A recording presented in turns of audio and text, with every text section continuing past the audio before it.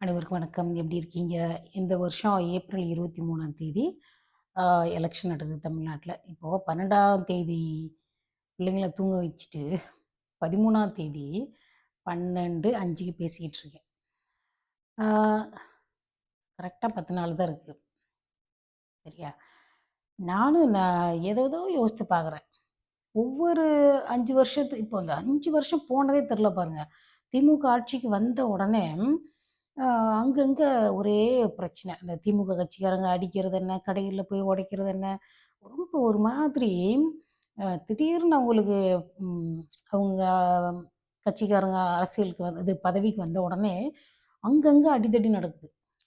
கடைகளுக்கு போய் ஒரே தொல்ல, ஒரு தைரியம் வந்துருச்சு அவங்களுக்கு. நீங்களே யோசித்து பாருங்க. அத விடுங்க. நீங்க யோசித்து பாருங்க. பூரண மதுவிலக்கு அப்படின்ற விஷயத்த எவ்வளோ வருஷமா நானும் சின்ன பிள்ளையிலேருந்து பார்த்துக்கிட்டு இருக்கேன். பூரண மதுவிலக்கு கொண்டு வருவோம், கொண்டு வருவோம். கொண்டே வரல. போன 5 வருஷத்துக்கு முன்னாடி வெட்கமே இல்லாம திமுக குடும்பம் எல்லாம் வெளியில வாசல்ல நின்னுகிட்டு, கருப்பு சட்டை போட்டுட்டு கொடி பிடிச்சிட்டு இருந்தாங்கல்ல. உண்மையிலே சொல்லுங்க. அவங்க நடிக்கிறாங்களா? நம்ம மக்கள் நடிக்கிறாங்களா? அவங்க நடிக்கிறாங்க. நல்லா தெரியுது. ஏன் மக்கள் மட்டும் யோசிக்கவே மாட்டேன்றாங்க? இப்போ இப்ப எங்க அப்பா குடிக்க மாட்டாரு. ஆனா எங்க சித்தப்பன் குடிப்பாரு. எங்க சித்தப்பன், நான் சின்ன பிள்ளையா இருக்கிறப்போலேருந்து குடிக்க ஆரம்பிச்சாரு. அவருக்கு ஒரு பையன் பொறந்தான். சரிங்களா? அவனுக்கு இப்ப கல்யாணம் பண்ற வயசு. எப்படியும் ஒரு 28, 27 வயசு இருக்கும். 30 நெருங்கிடுச்சு. அவனும் குடிக்கிறான், எங்க சித்தப்பனும் குடிக்கிறாரு. உண்மையிலேயே சொல்றேன், அவங்க குடிச்ச காச மட்டும் நம்ம கணக்கு பண்ணி பார்த்தோம்னா, ஒரு வீடே கட்டியிருக்கலாம். அவனுக்கு அதாவது நல்லா இருக்கிறவனுக்கே பொண்ணு கிடைக்க மாட்டேங்குது. அவன் குடிக்கிறான். அவன பார்த்தா பாவமா இருக்கு. அதாவது 3 பொண்ணுங்க பொறந்தது. அதுக்கப்புறம் ஐயப்பன் கோயிலுக்கெல்லாம் வேண்டுதல் வச்சு, அவங்க எங்க சித்தப்பன் கோயிலுக்கு போயி, அந்த 4வதா அந்த பையன் பொறந்தான். 3 பொண்ணுங்களுக்கு அப்புறம் 4வதா பிறந்தான். ஆனா என்ன பிரயோஜனம்? அந்த 3 பொண்ணுங்களும் குடிக்கிறது இல்ல. இவன் குடிக்கிறான். 2 பேரும் குடிக்கிறாங்க. ம். அதாவது இப்போ நான் வந்து ஒரு தமிழ். என்னோட சொந்தக்காரங்க தமிழர். நம்ம ஆளுங்க இப்படி வீணா போறத பார்க்குறப்போ நமக்கு மனசு கஷ்டமா இருக்கு. திமுக காரங்களுக்கு அது கஷ்டமா? அது வந்து கஷ்டம்லாம் கிடையாது. அவங்க வீட்டாளுங்க யாருமே அந்த டாஸ்மாக் சரக்குலாம் குடிக்க மாட்டாங்க. இப்போ நான் சின்ன பிள்ளை இருக்கிறப்போ, எங்க அப்பா அந்த கேணி வெட்டுறோம் இல்லையா? கேணிய ஆழப்படுத்துறதுக்காக வேலை செய்வாங்க. ரொம்ப கடுமையான பிசிக்கல் ஒர்க்கு. அவங்களுக்கு வந்து கல்லு வாங்கி குடுப்பாங்க. அதாவது அது தடையில இருந்திருந்தாலும் கல்லு கடை இருந்துச்சு. கிராமத்து பக்கம் இருந்தது. ஒரு கிளாஸ் இந்த இவ்வளோ ஒரு அந்த இவ்வளோ சைஸ் தான் இருக்கும். அந்த கிளாஸ்ல ஒரு கல்லு. 1 கிளாஸ் கல்லு. சரிங்களா? அத குடிச்சிட்டு அங்க ஒரே சைட் டிஷ் தான். முட்டை ஆம்லெட் போடுவாங்க. நான் போயிருக்கேன் கல்லு கடைக்கு. எனக்கு வந்து எங்க அப்பா ஆம்லெட் வாங்கி குடுத்தாரு. அ கல்லு கடையில வேற ஒண்ணுமே கிடையாது. இப்போ டாஸ்மாக் சரக்கு அந்த பார்லாம் நான் பார்த்ததில்ல. சினிமால பார்த்தது தான். ஆனா அவ்ளோ மோசமா இருக்கு. ஆ கல்லு குடிச்சிட்டு யாரும் தெருவுல கடந்து உருள்றதெல்லாம் நான் பார்த்ததே கிடையாது. இப்போ நம்ம சின்ன பிள்ளையா இருக்கிறப்போ, "உன்னால் முடியும் தம்பின்னு" ஒரு படம் வந்தது. அதுல வந்து கல்லு குடிக்கிற மாரியும் காமிப்பாங்க. கமலும், சீதாவும் நடிச்ச படம். அது வந்து கல்லு கட. அந்த கல்ல குடிச்சு அப்படியே அடிமையாயிட்ட மாரி ஆக்ட் பண்ணுவாங்க. உண்மையிலே கள்ளு கடையில அப்படி யாரும் விழுந்து கிடக்க மாட்டாங்க. கொஞ்சமா குடிப்பாங்க, போயிருவாங்க. எனக்கு தெரிஞ்ச ஒருத்தர் எங்க ஊருக்காரரு. அவரு வாழ்க்கையில பெரும்பானா பெரும்பாலான நாட்கள்ல அவரு கள்ளு குடிச்சாரு. அதாவது இதெல்லாம் வந்து தெரியாம எடுத்து தெரியாம குடிக்கிறது.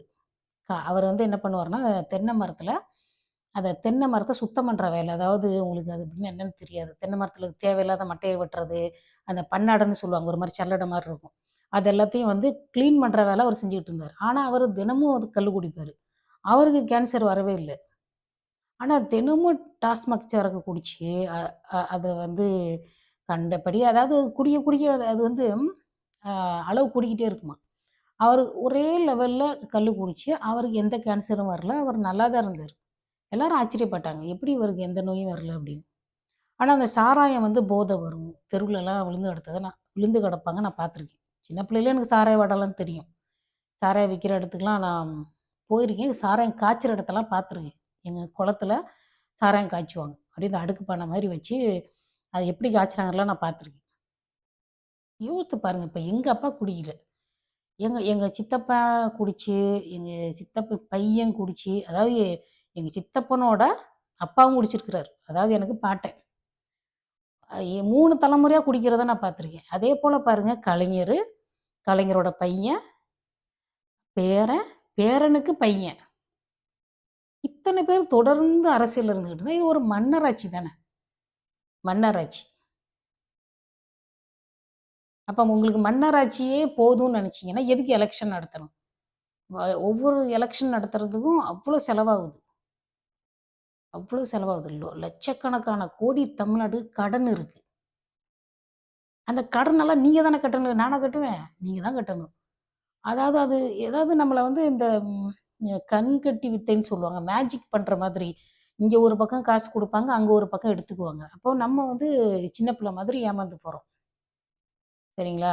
இங்க வந்து காசு குடுக்கறது, அப்புறம் டாக்ஸ் போடுறது, அப்புறம் இந்த என்னது ஏதேதோ வரி புதுசு புதுசா வந்திருக்குது. இந்த சொத்து வரி அது இதுன்னு வந்திருக்கு. நெறையா மாச சம்பளம் வாங்குறவங்க சமாளிப்பாங்க. மத்த மக்களால சமாளிக்கவே முடியாது. இப்ப நீங்க இன்னொரு விஷயத்த யோசித்து பாருங்க. அப்பா வந்து குடிகாரர், பயங்கர குடிகாரர். ஆனா அந்த அவரோட மனைவி திமுகவ தேர்ந்தெடுக்குறாங்க. இப்ப இதுல ஏதாவது அர்த்தம் இருக்குதா? நம்ம நம்ம நம்மளுடைய அறியாமை இருக்கு பாரு இப்போ. அறியாமைன்னா என்ன? நமக்கு அதுல அந்த விஷயம் தெரியாத வரைக்கும் அது அறியாமை தான். தெரிஞ்சதுக்கு அப்புறம் தான், ச்சே நம்ம இத்தன வருஷமா இவ்வளவு அறியாமையில கேணத்தனமா இருந்துட்டோமேன்னு தோணும். அப்பா குடிகாரரு, அந்த அம்மா வந்து கஷ்டப்படுறாங்க, பிள்ளைங்க பாசமா இல்லங்கிறது மட்டும் இல்ல. அது ஏகப்பட்ட தொல்ல வரும். எங்க அப்பாலாம் குடிச்சது இல்ல. ஆனா வந்து அவரு எப்பவுமே அவர் தான் முடிவு எடுப்பாரு. அதுவே போதுமானது. எங்க குடும்பத்துக்கு கஷ்டத்த குடுக்குறதுக்கு. இதுல குடி வேறயா? அப்படின்னு சொல்லி எனக்கு தோணுச்சு. இங்க பாருங்க, டாஸ்மாக் சரக்குக்கு 4 கம்பெனி அவங்க தான் வச்சிருக்காங்களாமா, பினாமில. சரிங்களா? பின்ன நான் வந்து சரக்கு காய்ச்சல்ன்னு வெளிப்படையா சொல்லுவாங்களா? இப்ப நான் வந்து திருடுறேன், நான் பொய் சொல்றேன்னு யாராவது சொல்லுவாங்களா? ஆனா, கலைஞர் டிவில பார்த்தீங்கன்னா, உண்மை வெல்லும் ப்ரோகிராம் வருது. அதுல வர்ற ஆண்கள் எல்லாருமே குடிக்க அடிமையானவங்க. குடிக்க அடிமைப்படுத்தினது கலைஞரு. அதே ப்ரோகிராம் கலைஞர் டிவில வருது. அதாவது அந்த குடியாரங்களுக்கு நல்லது பண்றோம்ன்னு. எதுவுமே நல்லது பண்ணாது. நானு 2002 2004லயோ நிஜம்னு ஒரு ப்ரோகிராம் வந்தது. அப்பவும் அதே பிரச்சனை தான். குடிகாரங்க தான். குடிகாரங்க தான் பிரச்சனை. குடிக்கிறாரு, அடிக்கிறாரு, புடிக்கிறாரு. அப்புறம் அந்த கணவர் வேணாம். நான் வேற அப்படியே போறேன்னு சொல்லிட்டு, அந்த நிஜம்னு ஒரு ப்ரோகிராம்ல இருந்து உண்மை உண்மை வெல்லும் வரைக்கும் அதே பிரச்சனை தான். நம்ம மனசுக்குள்ள என்ன தோணுதுன்னா, நம்ம ஒரு பிரச்சனைக்குரிய ஒரு குடும்பத்த பார்க்குறப்போ, ச்சே நம்ம குடும்பம் பரவாயில்லையே! அப்படின்னு நமக்கு ஒரு மனசுக்குள்ள ஒரு ஒரு குட்டி சந்தோஷம். ச்சே இவ்ளோ கஷ்டப்படுறாங்களே பாவம்! அப்படின்னு நம்ம நெனைக்கிறோம். அது நம்மளுடைய இரக்கத்தினால அந்த குடும்பத்துக்கு ஒண்ணும் ஆக போறதில்ல. நம்மளுக்குள்ள ஒரு மறைமுகமான ஒரு விஷயம் என்னன்னா, ஓ! பரவாயில்லையே நம்ம நல்லா இருக்கோம். நம்ம குடும்பத்தில இப்படி ஒரு பிரச்சனை இல்ல. அப்படின்னு சொல்லி சந்தோஷப்பட்டுக்கிறோம். அதுதான் ஒரு விஷயமே. நானும் நிஜம் ப்ரோகிராம்லேருந்தே பார்த்தேன். அதாவது நான் வந்து ஸ்கூல் டேஸா லீவுல ஏதோ பார்த்தது. அப்போலருந்து பார்த்தீங்கன்னாலே, அந்த நிஜம் ப்ரோகிராம்ல கேட்குற விஷயங்கள்லாம் பயங்கர பயங்கர அதிர்ச்சியா இருக்கும். அந்த அப்யூஸு, அடிதடி அவ்வளவு விஷயங்கள் பேசுவாங்க. நான் அதில நான் பார்த்துருக்கேன். இப்படியெல்லாம் கூட நாட்ல நடக்குதா அப்படின்னு. நமக்கு தெரியாத பிரச்சனையெல்லாம் அந்த ப்ரோகிராம்ல வரும். இப்பவும் அதே போல தான் வந்துகிட்டு இருக்கு. எங்க வீட்டுக்காரு ஒரு பொண்ணு சொல்லுது. எங்க வீட்டுக்காரர் ரொம்ப குடிக்கலன்னா ரொம்ப நல்லவருங்க. குடிச்சாருன்னா என்ன கடிச்சு வச்சுர்றாரு. அங்க இங்க கடிச்சு வச்சுர்றான்றாங்க. குடிக்காட்டி நல்லவராம். குடிச்சா கடிச்சு வைக்கிறாராம். இது இப்படி பெண்கள் இருந்தா என்ன செய்ய முடியும்? அதாவது நம்ம மக்களுக்கு அ 1 பவுன் 1,00,000 விக்குதுன்னோனே வருத்தமாயிடுது. அதாவது வந்து நகை வந்து அவ்வளோ அத்தியாவசியம்லாம் கிடையாது. நான்லாம் நகை வேணான்னு எவன் சொல்றானோ அவனுக்கு கல்யாணம் பண்ணி குடுத்துருவேன். எனக்கு நகையே வேணாம், பொண்ணு குடுத்தா போதும். உங்க பொண்ண எனக்கு பிடிச்சிருக்கு அப்படின்னு சொன்னா நான் கல்யாணம் பண்ணி குடுப்பேன். எனக்கு இவ்வளோ நகை போட்டா தான் கல்யாணம் பண்ணி குடுப்பேன்னா, நீ வந்து நீ வேற யார் வீட்டுக்காவது போன்னு சொல்லிருவேன்.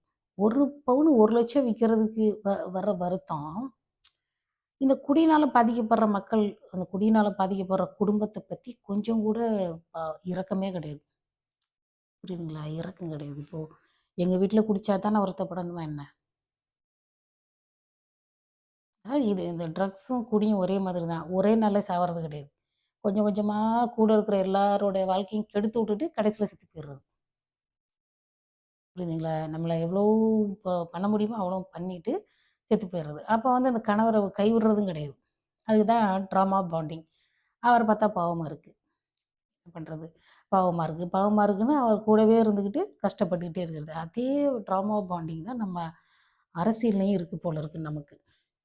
ஏன்னா நமக்கு தெரிஞ்சது தமிழ்நாட்டுக்குள்ள இருக்கிற அரசு மட்டும் தானே. வெளியில இருக்கிற அரச நம்ம அனுபவப்படல அனுபவப்படல.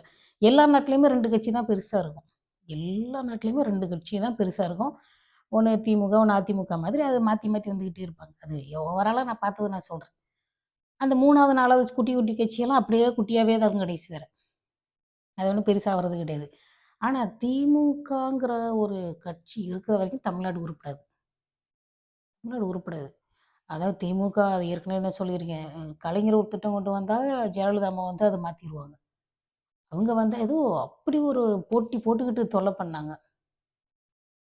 இப்போ எனக்கு என்னன்னா, கலைஞரு பையன், பேரன், பையன் அப்ப பேரனோட பிள்ளை வந்து அப்படியே தொடர்ந்து நம்ம மக்கள் வந்து வாக்கு செலுத்துறாங்களே! இது வந்து அரசியல் ட்ராமா பாண்டிங் மாதிரி இருக்கு. இப்போ இத்தன பேர் பாதிக்கப்பட்டாலும், அந்த அரசாங்கத்தினால எனக்கு ஏதாவது ஒரு பெனிஃபிட், ஒரு லாபம் கிடைச்சதுன்னா, அவங்களுக்கு வாக்கு செலுத்துறது. உண்மையிலே பாவம். இந்த மனநிலையில இருக்கிற மக்கள்ட்ட சீமான் வந்து அரசியல் பேசி ஓட்டு கேட்கிறாருன்னா, அவருடைய மன வலிமை பயங்கரமா இருக்கு.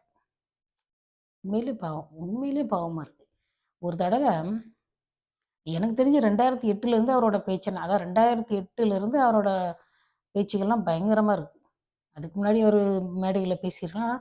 நான் 2011லேருந்து தான் அவரோட பேச்ச கேட்க ஆரம்பிச்சேன். அதாவது 2008லேருந்து அந்த வீடியோ எல்லாத்தையுமே பார்த்துருக்கேன். அவ்வளவு ஒரு எப்படி சொல்றது? ஏன் இந்த 2, 3 வருஷத்துக்கு முன்னாடி 4 வருஷத்துக்கு முன்னாடி வந்த விஜய்க்கு எதுக்கு இவ்ளோ மரியாதை? உண்மையிலே அவருக்கு அந்த திறமையெல்லாம் கிடையாது. முதலமைச்சர் ஆனாருன்னா, அவர அவரு வந்து ஒரு பொம்மை மாரி தான் இருப்பாரு.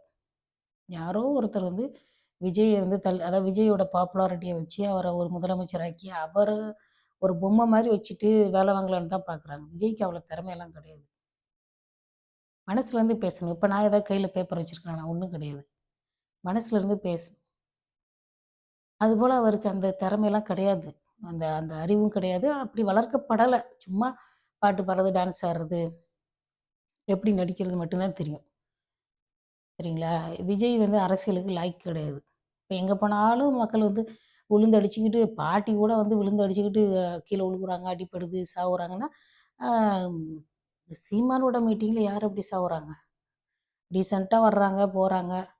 அதுவும் கீழ அந்த அந்த மீட்டிங் நடக்கிற இடத்துல குப்பையெல்லாம் கூட சேர்த்து வச்சு இது பண்றாங்க. அதெல்லாம் பார்க்குறப்போ உங்களுக்கு எதுவுமே தோணலையா? சேரெல்லாம் அடிச்சு நொறுக்கி போட்டு போறானுங்க. அதாவது இந்த ஸ்கூல் கடைசி நாள் சில பசங்க அடிச்சு நொறுக்குவாங்க பாருங்க. அது மாரி சேரெல்லாம் உடைச்சு வச்சுட்டு போறானுங்க தாவேக்கா பசங்க. அந்த கட்சி வந்து ஆ ம் ஜெயிக்கிறோம். ஜெயிக்குங்கிறது கனவு தான். ஜெயிக்குங்கிறது ஒரு கனவு தான். அது நடக்கவே நடக்காது. ஆனா நான் நமக்கு எனக்கு ஒரே ஒரு எரிச்சல் என்னன்னா, இன்னமும் திமுக எப்படி அரசியல்ல இருக்குன்னு தான். அதாவது ஒரு ஒரு என்ன சொல்றது? ஒரு பாவம் ஒரு தயவு தாட்சிணியம் பார்க்காத ஒரு இரக்கமில்லாத ஒரு கட்சினா அது திமுக தான். எத்தன மக்கள் இந்த டாஸ்மாக் அப்படின்னு இப்ப நான் வந்து கடைக்கு போறப்போ, அங்க வந்து இந்த சரக்கு விக்கிற கடையெல்லாம் இருக்கும். அந்த பக்கம் நான் திரும்பியே பார்க்க மாட்டேன். என் பிள்ளைங்க இது என்னம்மான்னு சொல்லி கேட்டாங்கன்னா, அதெல்லாம் நமக்கு சம்மந்தமே இல்லப்பா. அதுக்கு நமக்கு சம்மந்தமே கிடையாது. அதெல்லாம் தப்பு. அதெல்லாம் குடிச்சா மயக்கம் வரும். நம்மளுக்கு சிந்திக்கிற திறன் குறையும். அப்படின்னு நான் சொல்லி வச்சிருக்கேன். சிந்திக்கிற திறன் கண்டிப்பா குறையும். எந்த பிரச்சனைக்குமே தீர்வு கண்டுபிடிக்க தெரியாது. அந்த பக்கமே நாங்க பார்க்க மாட்டோம். எல்லா இடத்துலயும் அதாவது இந்த உள்ளீஸ் கடைக்கிட்ட பக்கத்துலலாம் இருக்கும் அது. ஆனா வந்து, அது நமக்கு உடம்புக்கு நல்லதில்ல, தேவையில்ல அப்படின்னு நம்ம நெனச்சிட்டு இருக்கிறப்போ, இந்தியாவுல நெறைய டாஸ்மாக் கடை இருக்கு. அத அத வந்து ஒரு டார்கெட் வச்சு விக்கிறது. அத குடிக்கிறவங்கலாம் உண்மையிலேயே அந்த குடிக்கிறவங்களோட மனைவி அவ்ளோ பாவம். அதான் நான் சொல்றேன்ல, அவங்கள வந்து டைவர்ஸ் பண்ணவும் முடியாது. அவங்களோட அன்பாவும் இருக்க முடியாது. அது எவ்வளோ பெரிய கஷ்டம். அ அதாவது இந்த செருப்புல செருப்புக்கும் காலுக்கும் இடையில ஒரு கல்லு வந்து மாட்டிக்கிச்சுன்னா, அது நொறுக்கு நொறுக்கு நொறுக்குன்னு குத்திக்கிட்டே இருக்கும். அத எடுத்து தூக்கி போடுற வர. அதுபோல எடுத்து தூக்கியே போடாம அப்படியே அந்த செருப்பு போட்டுக்கிட்டு திரிஞ்சா எப்படி இருக்கும்? அதே மாதிரி நம்ம ஊர்ல அப்படியே அது அது என்னவோ தெரில. திமுக மாதிரி ஒரு மோசமான கட்சி, என்னைக்கு ஒரு 10 வருஷம் 2 தடவையாவது எலெக்ஷன்ல தோத்து போச்சுன்னு வச்சுக்கோங்க, அது முடிஞ்சிடும். இப்ப என்னன்னா, திமுக தான் விதை மாதிரி. அடுத்து வந்தது தான் அதிமுக. சரிங்களா? அ திமுக ஆட்சிக்கே வரலன்னு வச்சுக்கோங்க, அதிமுகவுக்கு ஒரு பயம் வரும். அப்ப அதிமுகவும், நாம் தமிழரும் வரக்கூட வாய்ப்பு இருக்கு மாறி மாறி. ஓகே. அதிமு நாம் தமிழர் வந்துச்சுனாலே அடுத்து அதிமுக வர்றது கஷ்டம் தான். ஏன்னா, அவங்க அவங்கள வந்து மனசுல இருந்து எதையும் யோசிக்கிறாங்க. அவ்வளோ திருட்டுத்தனம் பண்ற மாரி இல்ல. இவ்ளோ ஒரு 15 வருஷத்துக்கு மேல அவர் அரசியல்ல இருக்கிறார். 2008லேருந்து அரசியல்ல இருக்கிறாரு. ம். அவருக்கு வாக்கு செலுத்தணுன்ற எண்ணம் உங்களுக்கு வரலையா? ஏதோ மாதிரி அவங்களுக்கு நம்ம மக்கள் வந்து அ அ இது இல்லாட்டி இது, இது இல்லாட்டி இதுன்னு போட்டு, போட்டு கொஞ்சம் கூட சலிக்கவே இல்ல பாருங்க. சலிக்கவே இல்ல. இப்போ நான் வந்து எங்க சொந்தக்காரங்க நான் சொந்தக்காரங்கள ஏதாவது நான் திட்டிட்டேன்னு வச்சுக்கோங்க. ஒரு 10 வயசுல திட்டிட்டேன். 15 வயசுல திட்டிட்டேன்னா கூட அவங்க அப்படியே ஆபத்துல வச்சிருக்காங்க. 20 வயசுல கூட நான் ஒருத்தர திட்டியிருக்கேன். ரொம்ப மோசமா திட்டிட்டேன் 20 வயசுல. போடா அவனே இவனேன்னு திட்டிட்டேன். இன்னும் கூட அவங்க ஞாபகத்துல வச்சிருக்காங்க. நானும் அவங்களும் பேசுறதே இல்ல. ஆனா அரசியல்ல பாருங்க 5 வருஷத்துக்கு ஒரு தடவ அவங்க செஞ்சது எல்லாமே மறந்து போயிடுது. எதுக்கு மன்னராட்சி மாதிரி எதுக்கு இருக்கணும்? அப்ப மன்னராட்சி தான் உங்களுக்கு திமுக தான் பிடிக்குதுன்னு எலக்ஷன் நடத்தாம, ஒவ்வொரு 5 வருஷத்துக்கு ஒரு தடவ எல்லாருக்கும் அக்கவுண்ட்ல 5, 5,000 போட்டுறலாம்ல. எல்லாருக்கும் அப்படியே ஏன்னா எலக்ஷன் செலவு மிச்சம் தானே. ரொம்ப பாவமா இருக்கு. எனக்கு சீமான் நெனச்சா தான் ரொம்ப பாவமா இருக்கு. ஏன் நான் ஒரு சிலர்லாம் நெனச்சாங்களாமா, சீமான் வந்தவுடனே இந்தியாவுக்கு போலான்ட்டு. அவரு வந்து ஆட்சிக்கு வந்தா கூட ஒரு 20 வருஷமாவது தமிழ்நாட்ட நெறைய செய்ய வேண்டியிருக்கு. அப்பதான் ஓரளவுக்கு நல்லாவும். அவ்வளோ இருக்கு. அவ்வளோ பிரச்சனை இருக்கு. ஏன்னா அந்த பிரச்சனை நமக்கு வராத வர நமக்கு தெரியாது. ஒரு பையன் வந்து பைக்ல போய் 25 வயசு பையன் பள்ளத்துல விழுந்து செத்து போயிட்டான். இப்ப ரோட்ல அத்தன பேர் போயிட்டு வந்துட்டு தானே இருந்திருப்பாங்க. ஆனா நம்ம விழுவல. ஆனா இன்னொருத்தன் விழுந்து செத்து போயிட்டான்ல. ஒரே பையன் அவங்க வீட்ல. ஒரு பேனர் விழுந்து ஒரு பொண்ணு செத்து போயிடுச்சு. எதுக்கு தேவையில்லாம வெட்டியா சாவணுன்ற? அதாவது இப்ப பார்த்தீங்களா, ஆஷா போன்ஸ்லே 92 வயசு வரைக்கும் இருந்திருக்காங்க. பரவால்ல 92 வயசு போதும். டேவிட் அட்டன்பரோ அந்த ரிசர்ச்சர் விலங்குகள் பத்திலாம் பண்ணுவார்ல, அவர் 99 வயசு வரைக்கும் இருந்திருக்காரு. இந்த மே மாசம் 8ஆம் தேதி வந்துச்சுன்னா 100 வயசு. நான் நெனச்சேன் 100 வயசு 100வது வயசு கொண்டாடிருவாருன்னு நெனச்சேன். ஆமா. அவரு போயிட்டாரு. 92, 99 20, 25 வயசுல செத்து போறதெல்லாம் எப்படி? அவங்கலாம் நல்லா வாழ்ந்துட்டாங்க. வயசாயி அது அதாவது பழம் வந்து பழுத்துருச்சுன்னா மரத்துலருந்து தானா விழுந்துரும்ல. அது போல தான். வயசாயிடுச்சுன்னா இறந்து போயிடுவாங்க. ஆனா 25 வயசு பையன், 20 வயசு பையன் எவ்ளோ பாவம். ரொம்ப பாவமா கிடக்குது. அதாவது இந்தியாவுக்கு நான் வரேன்னு வச்சுக்கோங்க. அதாவது இந்த கடத்தெருவுக்கு போறப்போ, அங்க இருக்க சைட்ல இருக்க ஸ்லாப் மாதிரி இருக்கும் தெரியுமா? தரையில, சாக்கடைக்கு மேல. அதுல உடைஞ்சிருக்கிறத பார்த்து, பார்த்து நான் கூட்டிட்டு போவேன். ஏன்னா, நான் கல்யாணத்துக்கு முன்னாடி நான் மட்டும் தனியா நடக்கிறப்போ பார்த்து, பார்த்து தான் போவேன். ஆனா, இந்த பிள்ளைங்கள கூட்டிட்டு போறப்போ, இன்னமும் அதிகமா கவனமா பார்த்து, பார்த்து பெருத்த தலைவலியா இருக்கு. கிராமம் கூட கிராமத்துனால நாய் பிரச்சனை. டவுன்ல அவ்ளோ பிரச்சனை இருக்கு. காரு, வண்டி பாருங்க எவ்ளோ ஆக்சிடென்ட் ஆகுது. இந்த ஆக்சிடென்ட் எல்லாம் அப்படியே இந்த ஒரு தமிழா ப்ரோகிராம்ல பார்க்குறேன். ஆக்சிடென்ட் ஆகி ஒய்ஃப் இறந்து போயிட்டாங்க. அது அப்படியே இதுவா பேசுறாங்க. ரோட் ரூல்ஸ ஒழுங்கா ஃபாலோ பண்றதில்ல. ஹெல்மெட் போடுறதில்ல. அதுதான் ரூல்ஸு அப்படின்னு கூட ஒழுங்கா அதாவது அந்த டிரைவிங் கத்துக்கிற இடத்துல கூட ரூல்ஸ் சொல்லி தர மாட்டாங்க தெரியுமா? ரூல்ஸ் சொல்லியே தரமாட்டாங்க. சும்மா கோடு, கோடு, கோடா போட்டுருங்க அந்த டிரைவிங் கிளாஸு செவுத்துல. ஒரு பேனர் வச்சிருப்பாங்க. எதுவுமே சொல்லி தர மாட்டாங்க. எதுவுமே சொல்லி தராம, அது எப்படி கத்துக் குடுக்குறதா அர்த்தம்? இப்ப நாங்க ஆஸ்திரேலியாவுல ரோட்ல ஓட்ட கத்துக்கணும். அடுத்து கம்ப்யூட்டர் டெஸ்ட் இருக்கு. எங்க பிரேக் போடணும், எப்படி சிக்னல் பார்த்து போகணும், அதெல்லாம் வந்து ஒரு டெஸ்ட் இருக்கு. அந்த டெஸ்ட்ல ஃபெயிலா போயிட்டா, திருப்பி திருப்பி நம்ம படிக்கணும். டிரைவிங் டெஸ்ட்ல ஃபெயிலா போயிட்டா, திருப்பி திருப்பி நம்ம கத்துக்கணும். அங்க வந்து ஸ்ட்ரெய்ட்டா ஈஸியா டிரைவிங் லைசென்ஸ் வாங்குறோம். அந்த பேப்பருக்கு எந்த வேல்யூவும் கிடையாது. அப்ப இத்தன பேரு டிரைவிங் தப்பு தப்பா ஓட்டி செத்து போறாங்கல்ல. அதெல்லாம் நம்ம விதின்னு சொல்றது. அதுக்கு பேரு விதி கிடையாது. முட்டாள்தனம். நம்மளுடைய அறியாமை. நம்ம தப்பு தப்பா வண்டிய ஓட்டிட்டு போய் செத்து போனதுக்கு, அவன் செத்து போயிட்டான். அது விதி. போகணுன்னு இருந்தா போயிடும் அப்படின்றது. அது கிடையாது. 92 வயசுலயும், 99 வயசுலயும் செத்து போனா, அது நல்ல சாவு. புரியுதுங்களா? அது வந்து ஓகே போதும். வாழ்ந்து அப்படி முடிச்சிடுறாங்க. அது நல்லாருக்கு. வாழ்ந்துகிட்டு இருக்க ஒரு அக்கா, தங்கச்சி, தம்பி, அண்ணன், கணவரு, அப்பா இப்படிலாம் ரொம்ப யங்கா இருக்கிறப்ப செத்து போறது எவ்வளோ மோசமா இருக்கு. ஒரு விஷயத்தையும் கூட நம்ம இதில வந்து ஃபாலோ பண்றது கிடையாது. கேட்டா விதிப்படி, விதிப்படி. ஒரு தமிழால கடவுளே இந்த மக்கள ஒண்ணுமே பண்ண முடியாது. லவ் மேரேஜ் பண்ணியிருக்கான். அது அதே ப்ரோகிராம். லவ் மேரேஜ் பண்ணியிருக்கான். அது ஒரு சின்ன பிரச்சனைக்கு அந்த பொண்ணு தற்கொலை பண்ணியிருக்குது.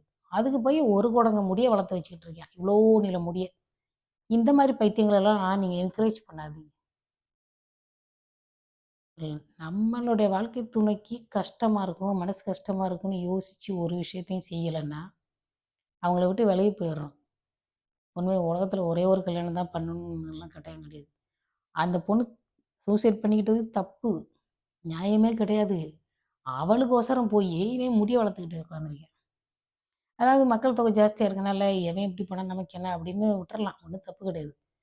ஆனா, இந்த ஆக்சிடென்ட் நடக்குது பார்த்தீங்களா? இப்ப இவ்ளோ குடிகாரங்க இருக்கிறப்போ, எத நம்பி நம்ம டாக்ஸில ஏறுறது சொல்லுங்க? இவ்ளோ குடிகாரங்க. கோடிக்கணக்குல நம்ம ஊர்ல வியாபாரம் ஆகுதுல்ல. எத நம்பி டாக்ஸி டிரைவர கூப்பிட்டு வண்டியில ஏறுறது? எனக்கு உண்மையிலேயே சொல்றேன், பஸ்ஸு, ட்ரெயின தவிர வேற எதுலயுமே போக்கூடாது. ஒருவேள அவங்க வந்து குடி பழக்கம் இருக்கிறவங்களா இருந்தா, நம்ம போய் பரலோகம் தான் போகணும். வீடு போய் சேர முடியாது. அவ்வளோ பிரச்சனை இருக்கு. பூரண மதுவிலக்கு இந்த 5 வருஷத்துல பண்ணவே முடியலையா? அப்படியே கருப்பு சட்டை தான் இதே போல கருப்பு சட்டைய போட்டுக்கிட்டு, கொடிய பிடிச்சுக்கிட்டு, வெட்கம் இல்லாம இந்த பொம்பளையும், ஆம்பளையும் திமுக குடும்பத்துல. ஆ குருவாயூர் அப்பனுக்கு போய் 32 பவுன்ல தலைக்கவசம் குடுத்தாங்களாம். இப்ப குருவாயூர் கடவுள் உங்கள கேட்டாரா? உண்மையிலேயே சொல்றேன். இப்ப நான்லாம் வந்து பெரும்பாலும் யாருக்கும் எந்த கெடுதலும் பண்றது கிடையாது. ஏன்னா என்கிட்ட காசும் இல்ல. அ எ எ என் பேர்ல எந்த பாவமும் கிடையாது. சரிங்களா? ஒரு சில புண்ணியம் இருக்கலாம். ஆனா பாவம் கிடையாது. ஆனா லட்சக்கணக்கான மக்கள கொடும பண்ணிக்கிட்டும், சாவடிச்சுக்கிட்டும், நிம்மதி இல்லாத ஒரு வாழ்க்கைய குடுத்துக்கிட்டு இருக்க இந்த திமுக குடும்பம், ஒரு அதெல்லாம் கோயிலுக்கு போவாட்டி தான் என்ன? ம். கடவுள் திரும்பி கூட பார்க்க மாட்டாரு. இந்த இந்த பரதேசி நாயெல்லாம் எதுக்கு கோயிலுக்கு வருதுன்னு. உண்மையிலேயே சொல்றேன். திருட்டு குடும்பம். ஆ எங்க ஊர்லலாம் பக்கத்து ஊர்ல சாராயம் காய்ச்சுவாங்க. போ என்கிட்ட ஒருத்தர் கேட்குறாரு, "என்னம்மா வந்து பார்த்துக்கிட்டே இருக்க?" சின்ன பிள்ளையில எப்படி காய்ச்சறாங்கன்னு பார்த்துக்கிட்டு இருந்தேன். "போலீஸ்காரங்க வர்றாங்களா?" அப்படின்னு சொல்லி கேட்டாரு என்கிட்ட. "இல்ல போலீஸ்காரங்க வரலன்னு." போலீஸ்காரங்க தூரத்துல அவங்க காது ஷார்ப்பு. அந்த வண்டி சத்தம் கேட்டுச்சுனாலே, அந்த இடத்த விட்டு ஓடிருவாங்க. ஆ சாராயம் காய்ச்சி விக்கிறவங்கள அவ்வளோ மோசமா பார்ப்பாங்க. அப்ப இந்த குடும்பம் வந்து தெய்வீக குடும்பமா? உண்மையிலேயே சொல்றேன். கடவுளே கிடையாது. அவங்க மனசுக்குள்ள அவங்க செய்ற விஷயங்கள்லாம் பார்க்குறப்போ, கடவுள் இல்லன்னு தான் நெனைக்கிறேன். யாகம் பண்ணிக்கிறது என்ன? கோயிலுக்கு போறது என்ன? சாமி கும்பிடுறது என்ன? அடிப்படையில அது பொய்யிலேயே கட்டமைக்கப்பட்ட ஒரு குடும்பம். அந்த திருட்டு காசுக்கு துதிபாடிகள் நெறைய பேர் கூட இருக்கானுங்க. அவன் தான் சொல்லுவேன். இப்ப நான் அவன போயி அது திமுக அப்படி செஞ்சது, இப்படி செஞ்சதுன்னு சொல்லி அவனுங்கள புகழ்ந்து, புகழ்ந்து பேசி அந்த பிச்சை காசு வாங்குறதுக்கு அவங்க வீட்டு போறது. எப்படி ஒரு துதி பாடி, பாடி புலவர்கள் எல்லாம் அப்படி சொல்லக்கூடாது. சரிங்களா? இந்த இது வந்து திருட்டு கும்பலுக்கு துதி பாடுறது. கலைஞர் இப்படி, அவர் இப்படி, இவர் இப்படி அப்படின்னு புகழ்ந்து, புகழ்ந்து பேசி காசு வாங்கிட்டு, போயிட்டு வீடு கட்டுறது, நல்ல நகை வாங்குறது. உண்மையிலே சொல்றேன். பெரிய, பெரிய அதாவது இப்படிலாம் நடக்கக்கூடாது. ஆனா நடந்தா ஒண்ணும் தப்பில்ல. எவ்ளோ கொடும பண்ணார் ஹிட்லர். ஹிட்லருக்கு கடைசியில என்ன நடந்தது? அப்படி இந்த குடும்பத்துக்குலாம் ஒண்ணும் நடக்காது. ஆனா இவங்க இருக்கிற வரைக்கும் தமிழ்நாடு உருப்படாது. தமிழ்நாடு உருப்படாது. தமிழ்நாட்டு மக்களுக்கு இருக்கிற இது வந்து ட்ராமா பாண்டிங். அவங்களுக்கு வந்து புதுசா சிந்திக்கவோ, இல்ல புதுசா ஒரு விஷயத்த ஒருவேளை இப்படி நல்ல அரசு இருந்தா நல்லா இருக்குமோ! நல்ல அரசுன்னு ஒண்ணு இருக்குதோ! அப்படின்லாம் அவங்களுக்கு ஒரு மனசுக்குள்ள பாசிட்டிவ் திங்கிங் இல்ல. அதான் ட்ராமா பாண்டிங். அப்படியே இருக்கிற கஷ்டத்துல இருந்து இருந்து பழகிடுது. சரிங்களா? அது போல தான் அவங்களும் இருக்காங்க. இன்னும் 10 நாள் தான் எலக்ஷன். அதே அதிமுக கூட வர வாய்ப்பு இருக்கு. பட் சீமான் ஜெயிக்கலனாலோ, இல்ல சீமானோட கட்சி ஜெயிக்கலனாலோ, உண்மையிலும் ரொம்ப பாவம். உண்மையிலும் ரொம்ப பாவம். ஏன்னா, அவர குறை சொல்றதுக்கு எனக்கு ஒரு பாயிண்ட் கூட கிடையாது. அவர குறை சொல்றதுக்கு ஒரு பாயிண்ட் கூட கிடையாது. உண்மையிலே அந்த அளவுக்கு சத்தமா கூட பேசுறதுக்கு ஆள் கிடையாது. சத்தமாவும், நேர்மையாவும் பேச யாருமே கிடையாது. சரியா? அதாவது பல தலைமுறைகளுக்கு நம்ம சொத்து சேர்த்து வச்சோம்னு வச்சுக்கோங்க.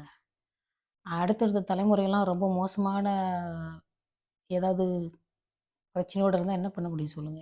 எவ்வளவு சொத்து சேர்த்து வச்சாலும், திருட்டு காசு தான். சரிங்களா? திருட்டு காசு தான். அத அதாவது இந்த என்ன சொல்லுவாங்க? பூதம் புதையல காப்பாத்துன மாதிரி நெறைய காசு சேர்த்து வச்சுட்டு, அந்த காச பத்திரப்படுத்துறதிலேயே கவனமா இருக்கிறாங்க.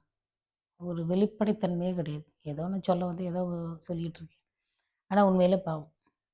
திமுக மாதிரி அது என்ன பயங்கர நடிப்பு. ஒரு தடவ பார்த்தீங்களா ஸ்டாலின், கரும்பு காட்டுக்குள்ள தார் ரோடு போட்டு போறது. என்ன பெரிய பெ உலக அதிசயம் நீங்கலாம். உலக அதிசயம். ஏதோ பொழைக்க வழி இல்லாம இங்க வந்து அப்படியே முன்னேறி எவ்ளோ அநாகரிகமா.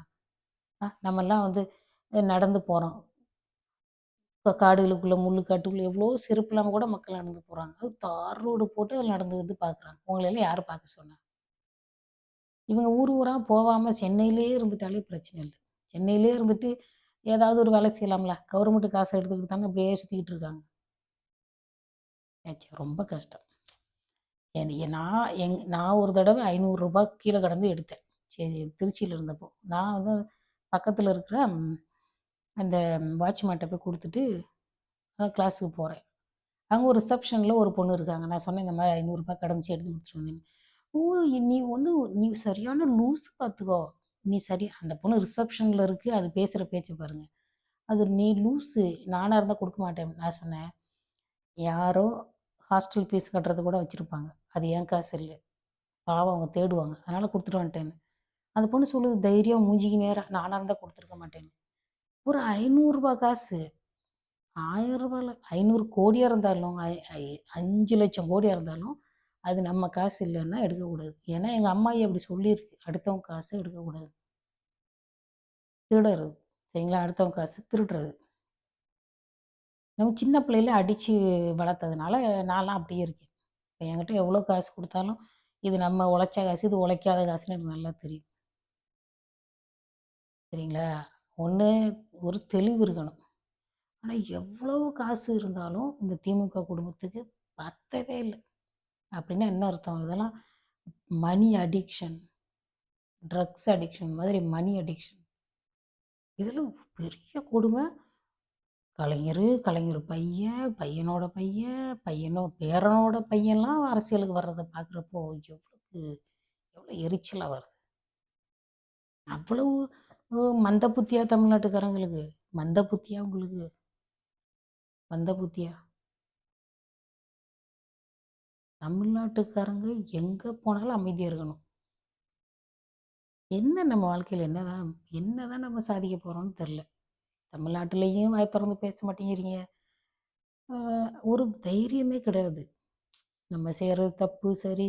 ஏன் இப்படி நம்ம இருக்கணும்? அப்படிலாம் பேசினா நம்மள போய் பிடிக்காதவன் போட்டு குடுத்துருவான் போலீஸ்ல. எவனாவது அடுத்த பார்ட்டிட்ட போட்டு குடுத்துருவான். அந்த பயத்துல தான் எல்லாரும் அப்படி கம்முன்னு இருக்கிறது. கொஞ்சமாவது ஒரு நாட்டு மேல பற்று வேணாமா?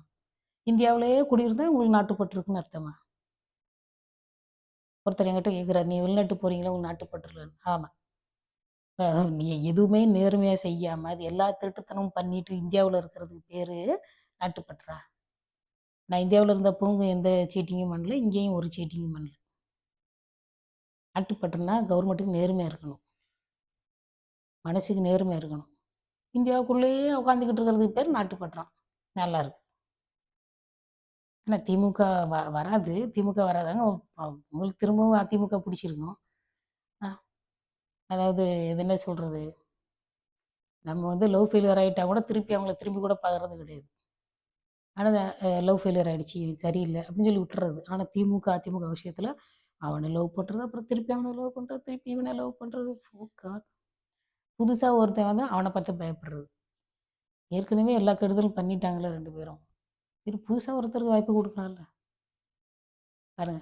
தாவேக்காலாம் ஒண்ணும் வராது. கவலைப்படாதீங்க. தாவேக்கா எங்க போனாலும் எலவா விழுகுது. ஆட்சி வந்ததுன்னு வச்சுக்கோங்க. ம் பதவிக்கெல்லாம் வர வாய்ப்பே கிடையாது. வர வாய்ப்பே கிடையாது. திமுக, அதிமுகன்ற கான்செப்ட்லேருந்து கொஞ்சமாவது வெளியில வந்து நாம் தமிழருக்கு வாக்கு செலுத்தணுங்கிறது தான். நான் இன்னைக்கு தான் பூ வச்சிருக்கேன். யூடியூப் வீடியோல. ஃபர்ஸ்ட் டைமா. இது செவ்வந்தி பூ. சரியா? நடக்கட்டும். அதாவது நான் சென்டிமென்டலா பேசல. ஒரு எல்லா இடத்துலயும் வந்து புதுசு புதுசா பொருள் வாங்குறோம்ல. அதுபோல ஒரு புது கட்சிக்கு வாய்ப்பு குடுத்தா என்ன? போன எலக்ஷன்லயும் இதத்தான் பேசிக்கிட்டு இருந்தேன். உண்மையிலே பாவம். இப்படியே நீங்க பண்ணிக்கிட்டே இருந்தீங்கன்னு வச்சுக்கோங்க. ஒருத்தருக்கு அரசியல்ல இன்ட்ரெஸ்ட் இல்லாம போச்சுன்னா என்ன பண்றது? ஏன்னா, இப்போ அவர் அளவுக்கு ஒரு திறமையான, ஒரு தைரியசாலியான ஆள பார்க்கவே முடியாது தமிழ்நாட்டுல. சரியா? நான் ரொம்ப நேரம் பேசிட்டேன். 31 நிமிஷம் ஆயிடுச்சு. ஆ இப்ப எனக்கு வந்து 12:40 ஆயிடுச்சு. நான் போய் தூங்க போறேன். ம் உண்மையிலே சொல்றேன். அதிமுக விட மோசமான கட்சி திமுக.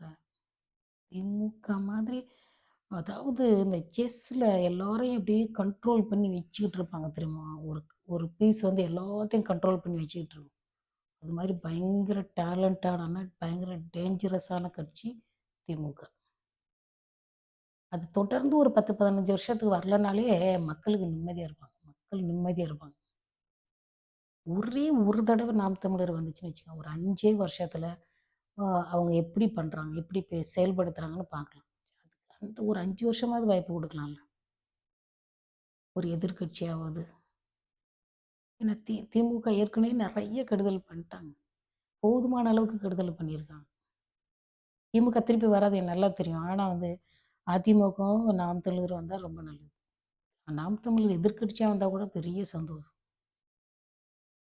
ஆனா நம்ம மக்களுக்கு இந்த ட்ராமா பாண்டிங்ல இருக்கிற மக்களுக்கு என்ன சொல்றதுன்னே தெரியல. அதாவது காலுக்கு உதவாத செருப்ப கழட்டி எறின்னு சொல்லுவாங்க. இல்ல அது வலிச்சாலும் சரி, அது காலு புண்ணானாலும் சரி, நான் அதே செருப்பு போட்டுக்கிட்டு தான் இருப்பேன். ஏன்னா அந்த செருப்பு அழகா இருக்கு அப்படின்னு சொன்னீங்கன்னா, அதுக்கு பேரு ட்ராமா பாண்டிங். புரியுதுங்களா? அந்த கஷ்டத்தோடவே, கால் வலியோடவே நடந்துகிட்டு இருந்தீங்கன்னா, அது ஒண்ணும் பண்ண முடியாது. சரியா? நான் நாம் தமிழர் கட்சி வரணும்னு தான் ரொம்ப ஆசைப்படுறேன்.